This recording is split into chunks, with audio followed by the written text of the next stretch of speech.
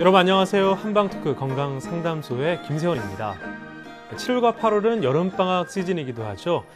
방학은 아이들이 평소 과중한 학업과 학교 생활에서 벗어나 휴식을 취할 수 있는 시기인데요. 하지만 방학 때가 되면 생활 습관이 불규칙해져서 운동 부족과 과다한 영양 섭취로 살이 찔 수 있고 인터넷 중독에 빠지기 쉽기 때문에 부모님들의 각별한 주의가 요구되는 시기이기도 합니다. 방학 동안 아이들이 더운 날씨로 실내에서 지내게 되는 시간이 많아지는 만큼 몸도 마음도 건강하게 생활할 수 있도록 부모님들의 많은 지도와 관심이 필요하겠습니다. 오늘 천안시 이영준 한의원의 이영준 박사님과 함께 하는 날입니다. 상담 원하시는 분은 서울 02-823-2000번으로 전화 주시면 되겠습니다. 문자로도 신청받겠습니다. 유료 문자 샵 8970인데요. 짧은 문자는 50원, 긴 문자와 포토메일은 100원이 부과됩니다. 건강에 관련된 상식이나 간단한 질문을 문자로 보내주시면 잠시 후 문자 Q&A 시간을 통해서 답해드리도록 하겠습니다.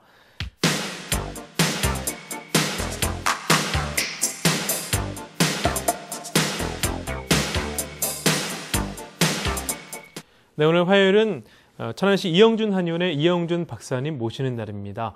그럼 박사님 바로 만나 뵙겠습니다. 안녕하세요, 박사님. 네, 안녕하십니까. 네, 반갑습니다. 네, 반갑습니다. 자, 지난주에 이어 이번 주도 턱관절을 이용한 전신치료법의 창안자시죠. 이영준 박사님 모시고 틱장애와 또 뚜렛장애에 대해 말씀 나눠보겠습니다. 박사님, 틱장애 또는 뚜렛장애라고 불리는 이 소화신경 증상에 대해서 다시 한번 좀 소개를 해주시죠. 특히 예. 증상이 어떤지 좀 말씀을 해주세요. 예, 틱장애는 이제 주로 소아들에게서 자주 나타나는 신경정신과 질환 중에 하나입니다. 그리고 이 틱장애 증상은 주로 음성틱과 운동틱의 두 가지 형태로 나타나고 있습니다. 네, 그럼 운동틱은 어떤 유형이고 또 음성틱은 어떤 유형인지 좀 구분을 해주시죠. 예, 우선 운동틱에 대해서 먼저 설명드리면은 운동틱은 자신의 의지와는 상관없이 팔다리나 또는 얼굴, 신체 등의 어느 부위가 갑자기 움직여지거나 또는 떨리는 증상 등을 주로 나타냅니다. 네. 그리고 이런 증상들이 불규칙적이거나 또는 반복적으로 나타나는 경우가 대부분입니다.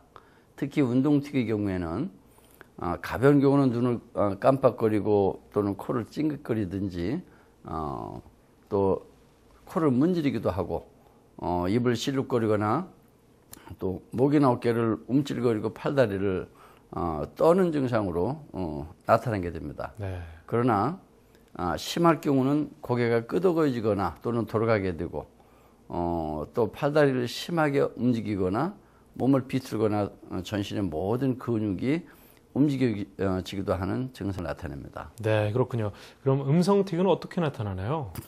예, 음성틱은 주로 코나 입을 통해서 소리를 내는 틱 증상을 말하고 있는데 여러 가지 유형으로 나타나고 있습니다.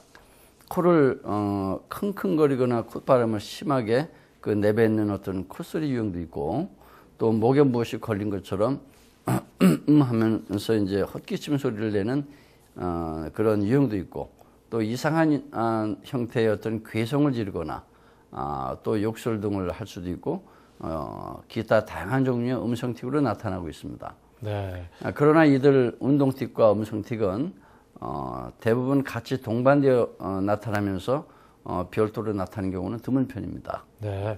그럼 틱장애와 함께 앞서 뚜렛장애를 소개해 주셨는데요. 뚜렛장애는 어떤 증상이 동반됩니까?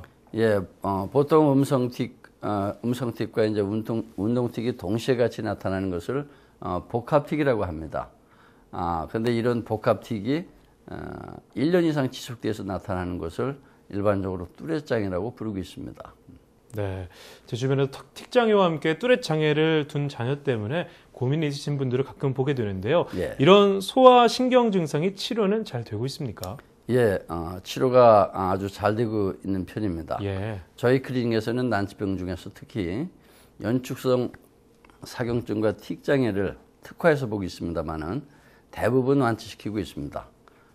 제가 칩이나 한약 등을 가지고 칩이나 한약 등만을 가지고 접근했을 때는 치료가 잘 안 되는 경우도 아주 많았습니다.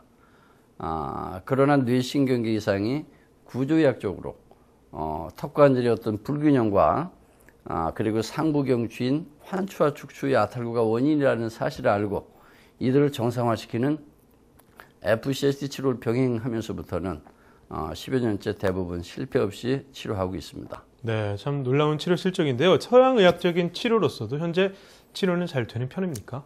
현대의학적으로는 아직도 크게 치료 실적이 없는 것으로 알고 있습니다. 치료가 잘 되는 병이라면은 아마도 여러 그 나라에서 저희 클리닉으로 그러한 질병이 환자들이 찾아오지 않지 않을까 생각하고 있습니다. 네. 자, 그럼 박사님께서 틱장애와 뚜렛장애의 원인은 또 어떤 게 있는지 좀 설명을 해주세요. 예, 서양에게서는 일반적으로 틱장애, 뚜렛장애 원인을 6가지로 분류하고 있습니다.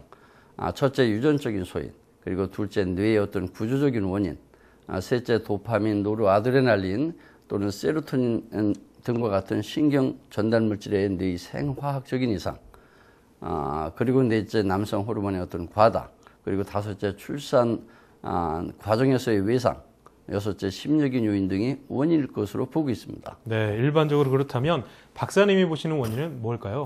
예, 저는 턱관절과 상부 경추의 불균형으로 인한 중추신경계, 특히 뇌신경계 이상으로 보고 있습니다. 네, 그럼 왜 이렇게 중추신경계 이상 또는 특히 뇌신경계 이상으로 보시는지 그 이유가 궁금합니다. 예, 저는 서양에게서 보는 어떤 추상적인 6가지 원인과는 좀 더 생각을 아주 달리하고 있습니다. 다만 뇌신경계 이상이라는 것에는 같은 생각입니다. 그러나 서양에게서는 왜 뇌신경계 이상이 생기게 되었는지에 대해서는 뚜렷한 답이 없습니다. 그러니 모르면 모두 어떤 유전적인 소인이거나 또 호르몬의 이상 또는 심리적인 요인 등으로 치부하고 있는 것이 아닐까 생각됩니다. 네. 왜 호르몬이 이상이 오게 되는지, 또 왜 심리적인 요인이 발생하게 되는지, 또 왜 유전적인 소인이 오게 되는지에 대한 어떤 질문에는 그저 추상적인 답변일 뿐입니다. 네, 환자 입장에서도 추상적이기 때문에 좀 답답함이 있을 텐데요. 박사님께서 왜 그런 해답을 얻으셨는지 좀 구체적인 답변을 하실 수 있으실까요? 예, 저는 20여 년에 걸친 저희 임상 연구를 통해서 그 해답을 얻었다고 생각합니다. 저 역시 10여 년 전까지는 틱장애와 뚜렛장애의 경우 치료가 안 되는 경우가 더 많았습니다. 그러나 대략 10여 년 전 이후부터는 틱장애와 뚜렛장애의 경우 아직까지 실패 없이 치료를 성공시키면서 그 결과를 가지고 자신 있게 치료를 하고 있고 또 여기서 답변을 드릴 수가 있겠습니다. 네, 그럼 박사님께서 보시는 틱장애의 원인이 구체적으로 좀 무엇인지 그리고 치료 방법이 무엇인지도 궁금합니다. 예, 저는 틱장애나 뚜렛장애를 일으키는 근본적인 원인이 그동안 뭐 시청자 또는 청취자 여러분께서는 모르셨겠지만은 상부경추, 즉 1, 2번 목뼈를 상부경추를 하는데 이 상부경추 환축추에 아탈구가 있다고 생각하고 있습니다. 그래서 이들 상부경추의 아탈구를 항상 정상 위치에 놓이도록 하는 FCHT 치료를 메인 치료법으로 시행한 결과 대부분 치료 회복이 되는 우수한 결과를 얻을 수 있게 되었습니다. 네, 우선 환축추의 아탈구가 무엇인지 좀 소개해 주시고요. 또 환축추의 아탈구가 과연 뇌신경계에 문제를 일으켜서 현대의학적인 치료로서는 해결이 잘 안 되는 이러한 틱장애와 또 뚜렛장애를 치료할 수 있는지 그 원리는 또 무엇인지 다시 한번 좀 소개해 주세요. 예, 환축추는 목뼈 1번과 2번을 말합니다. 1번 목뼈 즉 1번 경추를 환추를 하고 2번 목뼈 즉 2번 경추를 축추라고 부릅니다. 예전에 제가 말씀드렸습니다만은 이 2번 목뼈는 유일하게 축을 갖고 있어서 축을 갖고 있어서 축추라고 부르면서 또 축을 갖고 있는 척추이기 때문에 붙여진 이름이라고 설명드렸습니다. 그리고 이 1번 목뼈는 고리처럼 생겨서 붙여진 이름인데 이들 환추와 축추가 중요한 이유는 바로 이 뇌로 통하는 이 구멍, 이걸 대후두근이라고 하는데 여기를 틀어막아서 뇌로 고장나게 하는 가장 핵심 척추이기 때문에 중요합니다. 이 두 목뼈가 틀어지게 되면은 뇌로 통하는 대부분의 에너지 공급 노선이 틀어막혀서 틱장애뿐만 아니라 사경증, 파킨슨병 또는 손해우측증 그리고 간질이나 자폐증, 치매 등의 뇌신경계 질환을 유발하게 됩니다. 그리고 그 이외에도 각종 자가 면역 질환이나 원인 불명의 뇌신경세포 손상 질환 등이 발생하는 것으로 저는 알고 있습니다. 그렇지 않다면 저희 클리닉에서 도 이런 질병이 치료가 되지 않아야 되겠죠. 네, 선생님 이 말씀하신 환축추가 무엇인지는 이제 좀 이해가 됩니다만 환축추가 정상 위치로 간다고 해서 어떤 원리로 특정기가 치료되는지 궁금한데요. 좀 더 보완 설명을 좀 해주세요. 예, 전 시간에 제가 사경증의 원인과 치료 원리를 설명드린 바가 있습니다. 이 턱관절과 환축추가 정상 위치로 이동하게 되면 메인 스위치 역할을 하는 뇌줄기, 즉 뇌신경계 시스템이 정상 회복기로 접어들기 때문입니다. 왜냐하면 환축추의 아탈구 때문에 비틀리고 이 긴장되었던 뇌척수와 그리고 또 뇌줄기가 정상으로 회복되면서 망가진 신경세포, 즉 신경세포 중에 C5라는 것이 있는데 이 C5라는 신경세포가 치유되어 정상 기능을 되찾기 때문에 회복이 되게 됩니다. 네, 박사님이 말씀하신 걸 조금 정리를 좀 해보자면 특장에도 사경증처럼 한마디로 이렇게 턱관절의 불균형이 조절이 돼서 양측 턱관절 주변에서 발생하는 어떤 부정적인 시그널이 모두 없어지면 아탈구된 1, 2번 경추인 앞서 설명해 주셨죠. 환축추가 정상 위치로 돌아가면서 고장난 뇌신경계가 원상태에 돌아올 수 있다는 말씀인데 제 좀 정리가 좀 맞습니까? 예, 아주 잘 말씀하셨습니다. 네. 아나운서께서 아주 깔끔하게 정리를 잘 해주셨습니다. 네, 저도 말씀하실 거 정리하느라 참 힘들었는데요.